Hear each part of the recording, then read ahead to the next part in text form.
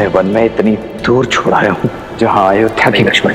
मुझे संकेत भी मत देना कि तुमने सीता का त्याग कहाँ किया है।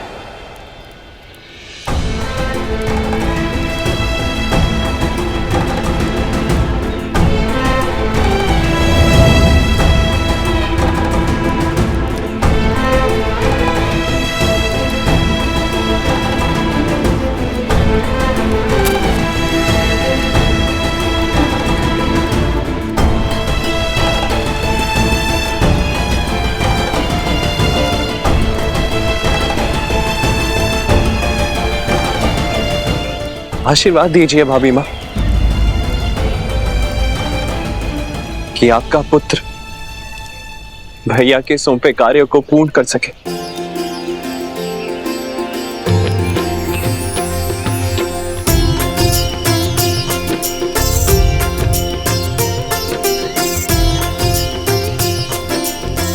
शत्रुघ्न भैया, शत्रुघ्न भैया, होई सोई जो राम रचि राखा,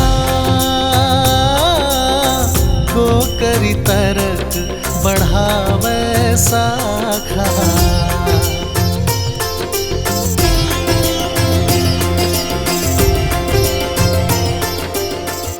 कैसे है मेरे श्री राम, है मेरे श्री राम। राम सिया राम, सिया राम, जय जय राम। राम सिया राम, सिया राम, जय जय राम।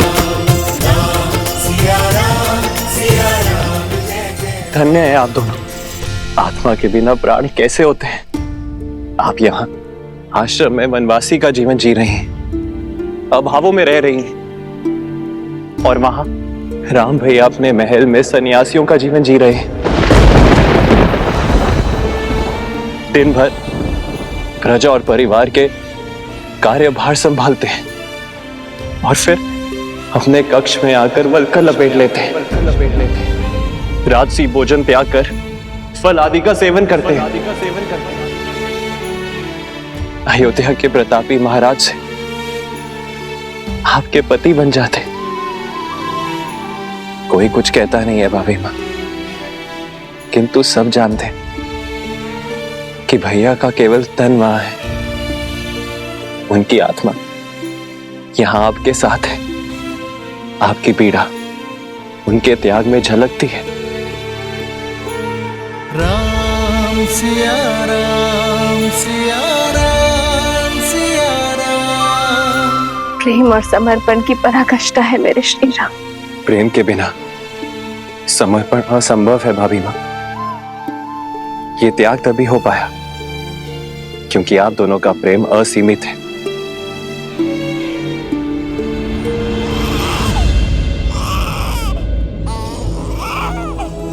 आपके भतीजे ला और खुश।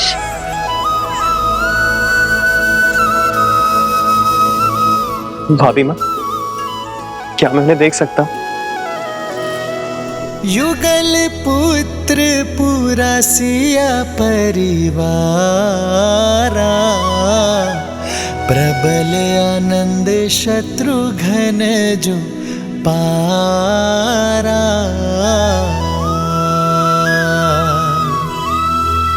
सूर्य प्रताप शिव दुई शिशु जाही, सकल जीव के ही देखे माही।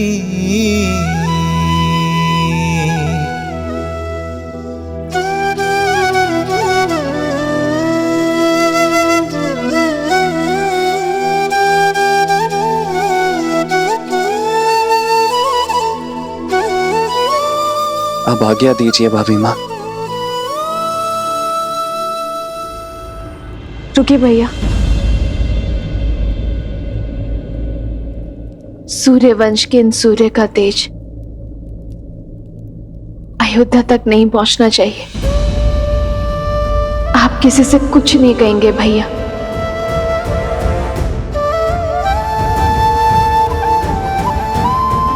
श्री राम से भी नहीं।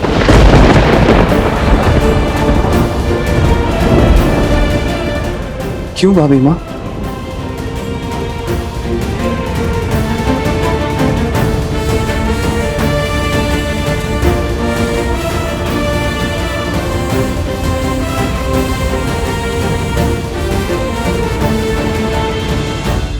संतान के लिए पिता का मुख वो घातक शस्त्र है शत्रुघ्न।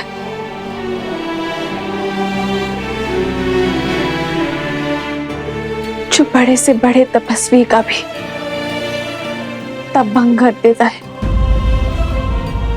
यदि मेरे श्री राम के मन में अपनी संतान के लिए प्रेम जागा तो कहीं उनका तप भंग ना हो जाए शत्रुघ्न। और मैं नहीं चाहूंगी कि मेरे श्री राम को कभी भी कर्तव्य पथ पर दृष्टि झुकानी पड़े।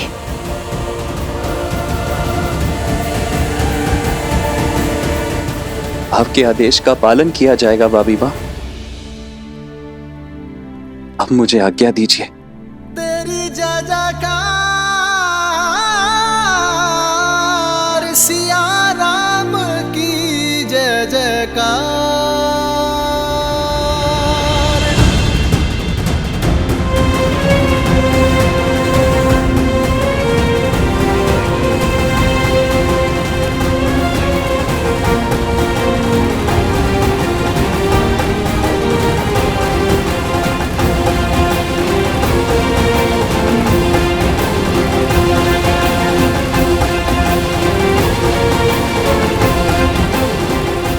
श्री राम।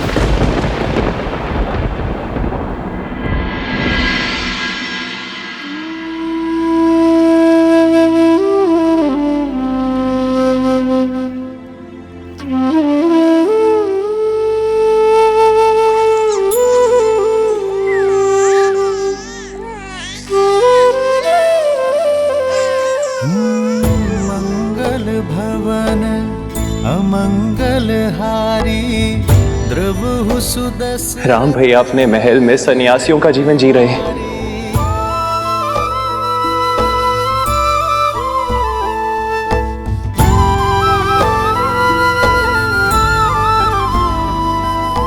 राम सिया राम जय जय राम।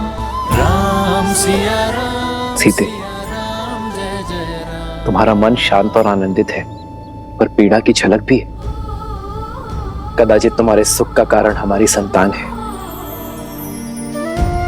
पर पीड़ा का कारण। सुख तो संतान माता को देते हैं, किंतु पीड़ा एक पत्नी को होती है।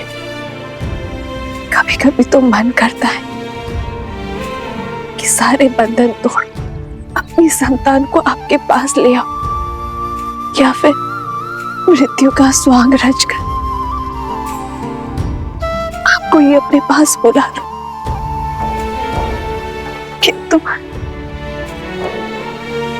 किंतु तुम जनक की पुत्री हो, राम की अर्धांगिनी हो,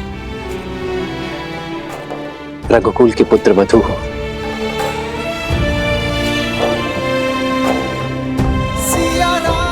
सीते, एक पुरुष केवल एक परिवार का धरोहर संभालता है। एक स्त्री के कंधों पर दोनों परिवारों की पवित्रता का भार होता है। भार तो ये भी है आर्य कि मेरे पुत्रों को कभी पिता का छत्र छाया नहीं मिलेगा, और पति को पुत्र सुख। कहीं मैं इस भार तले न दब जाऊं आर्य।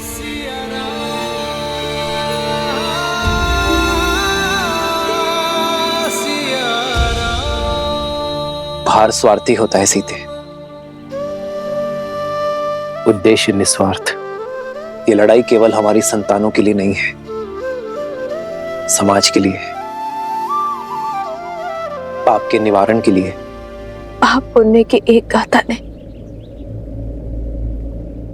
हमारे जीवन को क्या से क्या बना दिया। अरे क्या कभी पूर्ण रूप से राक्षसों का अंत हो सकता है?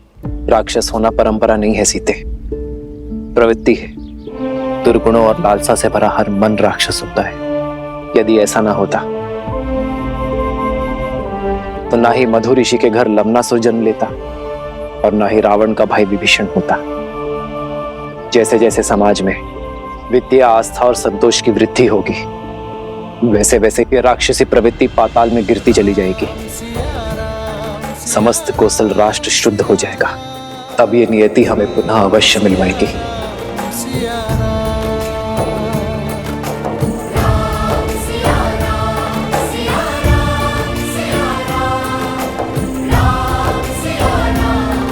राम कथा में राम के जीवन का सार है। मुझे इस पथ पर चलना होगा।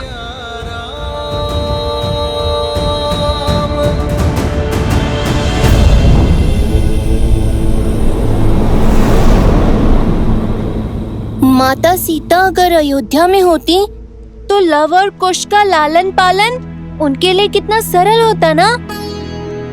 अब यहाँ आश्रम में अयोध्या की महारानी को शरण लेनी पड़ी है। पुत्र गणेश, इस संसार में हर स्थिति का महत्व होता है। देवी सीता की इस स्थिति का महत्व है अपने पुत्रों को सुसंस्कार देना और लोक अपवाद से उनकी सुरक्षा करना। गणेश, जैसे तुम्हारी माता आदि शक्ति संसार की कारण शक्ति है, देवी सरस्वती संसार की ज्ञान शक्ति है, वैसे ही देवी लक्ष्मी संसार की पालन शक्ति है। अब तुम ही सोचो, जो समस्त संसार का लालन पालन करती हैं, जब वो इन विषम परिस्थितियों में मानव अवतार में सीता के रूप में अकेले अपने दोनों पुत्रों का लालन पालन करेंगे, तो उनके दोनों पुत्र कैसे प्रखर होकर निखरेंगे।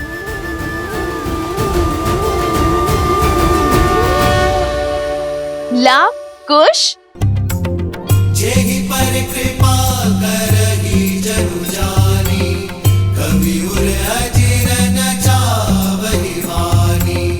देव शिशु जन विधाति सूरा, कल्पलोक अति दिव्य विधुरा। एक मुख सूरज एक मुख चंदा, लव कुश सुख आनंदा। एक एक आत यमज युगला, जानकी सुत रूप नव कुश होला। जानकी सुत रूप नव कुश होला।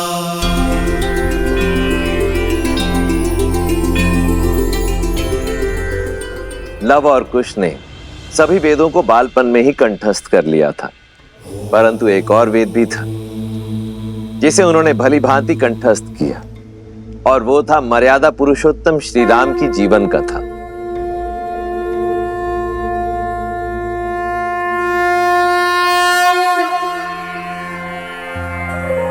बैठो। ओम भूर्भुवः स्वः, अग्निर्षि पवमानः।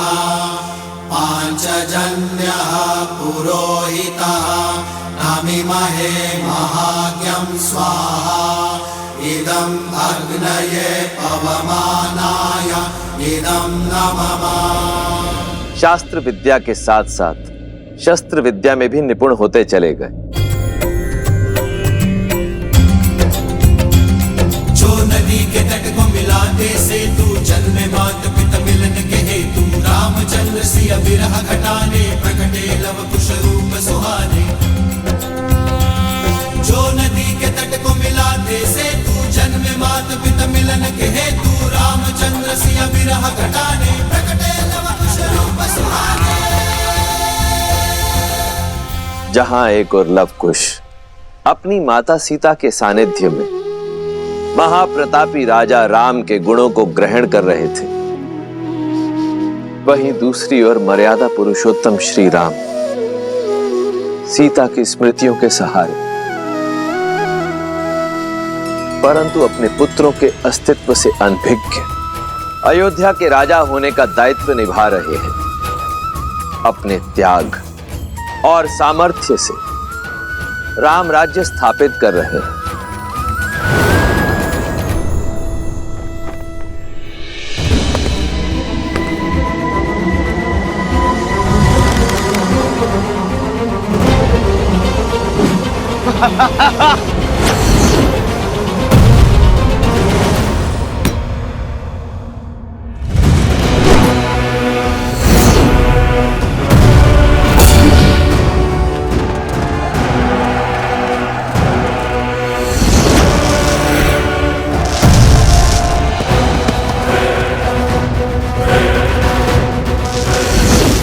वहां शत्रुघ्न और लवनासुर का युद्ध वर्षों तक चला।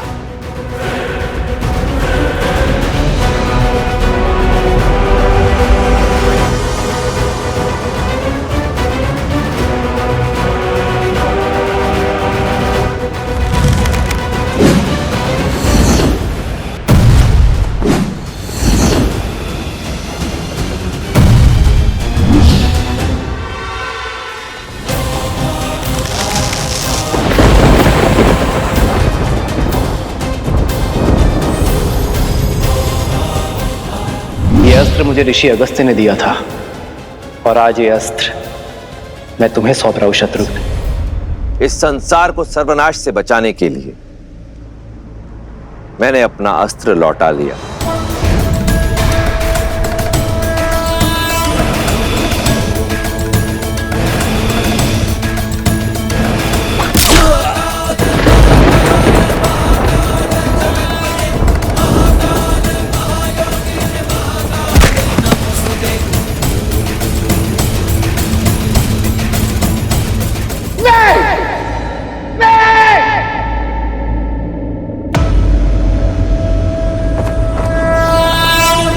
मुख रावण का यह अस्त्र निस्तेज होकर नहीं गिर सकता।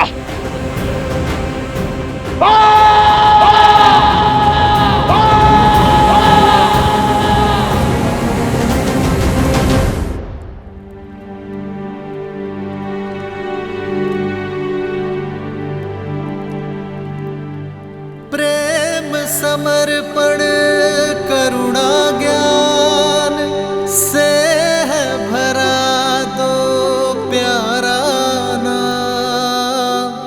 जय सिया राम जय जय सिया राम, जय सिया राम जय जय सिया राम। सिया राम सिया राम सिया राम सिया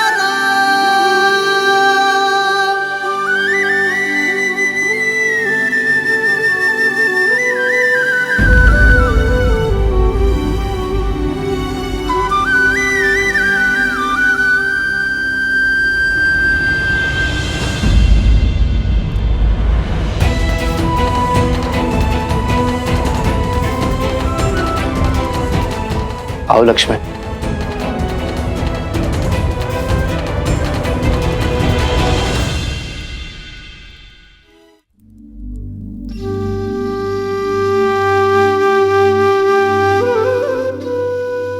जिन श्री राम की बाईं ओर भाभी माना खड़ी हो वो अयोध्या के राजा राम अवश्य हो सकते, परंतु लक्ष्मण के भाई कदापि नहीं।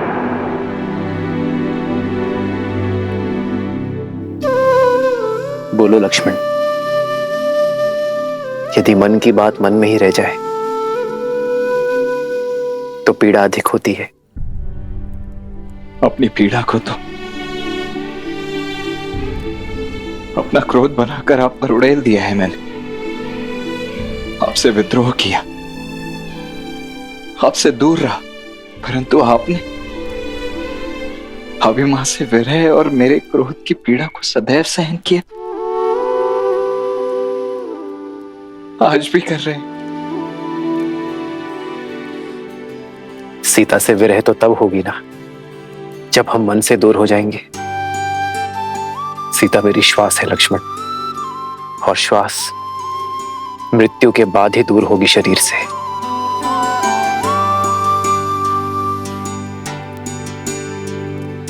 और रही बात तुम्हारी, तुम्हारे क्रोध में भी मेरे लिए प्रेम था, अपनी भाभी मां के लिए प्रेम था, और प्रेम कभी अनुचित नहीं होता लक्ष्मण। मुझे क्षमा कर दीजिए भैया।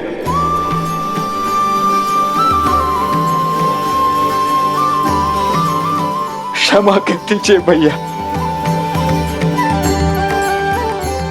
लक्ष्मण,